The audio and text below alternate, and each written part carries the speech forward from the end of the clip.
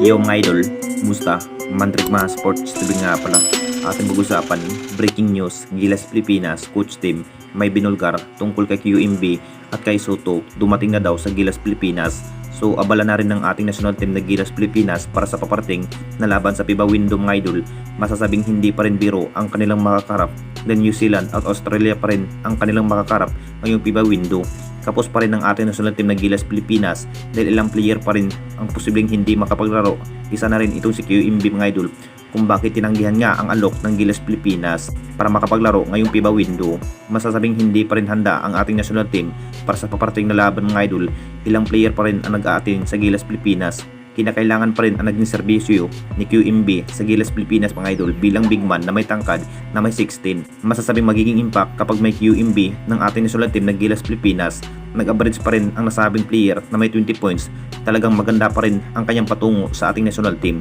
Ito na nga bang inihintay ng lahat mga idol kung gaano na nga ba kalakas ng ating national team kapag may QMB. Alam na nating lahat mga idol sa naging interview ni Coach Tim Con mga idol na may sinabi nga sa nasabing player tungkol nga kay QMB. Talagang mas kinakailangan pa rin daw ni QMB na malaking salary para makapaglaro nga sa Gilas Pilipinas.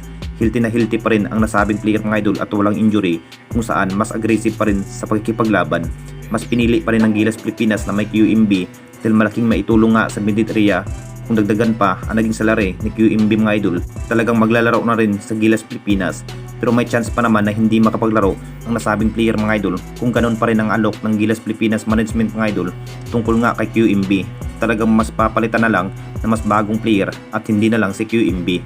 At dito na naman tayo sa isa pa nating balita. Kay Soto dumating na daw sa Gilas Pilipinas. Alam na nating lahat mga idol, masasabing isa pa rin ang nasabing big man mga idol sa problema pa rin sa ating national team dahil may iniindang guto injury ito si Kay Soto mga idol. Isa pa rin na hindi pa rin makapaglaro. Kapos pa rin ang ating national team na Gilas Pilipinas ngayong FIBA window mga idol. Nakita naman nating lahat sa naging bawat laro sa nasabing player mga idol na para bang walang injury ito si Kay Soto. At ayon pa rin sa mga source mga idol, wala pa ring balita kung maglalaro na nga ba ang nasabing big man na si Kay Soto mga idol. Hindi pa rin biro kapag makakaharap ang Australia at New Zealand mga idol.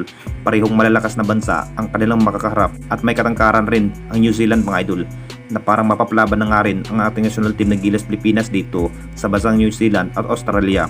Hard practice pa rin ang mas kinakailangan. Ngayon pa lamang po maghahanda na rin ang ating national team. Ilang linggo na nga lang po talagang mapapalaban ang Gilas Pilipinas sa bansang New Zealand mga idol kung saan mas kinakailangan na maghahanda itong si Kay Soto. Wala pa ring final decision kung maglalaro na nga ba ang nasabing big man mga idol dahil problema pa rin ng player ng ating national team. Dapat ngayon pa lamang po makapaghanda na rin ang Gilas Pilipinas pero sigurado maglalaro na rin ito si Kay Soto mga idol. Mas kinakailangan pa rin ang Gilas Pilipinas bilang big man kahit may Abay Junmar Pardo pa ng Gilas. Masasabing malaking maitulong nga ni Kay Soto pagdating sa depensa. Anong masasabi ninyo mga idol tungkol sa ating video?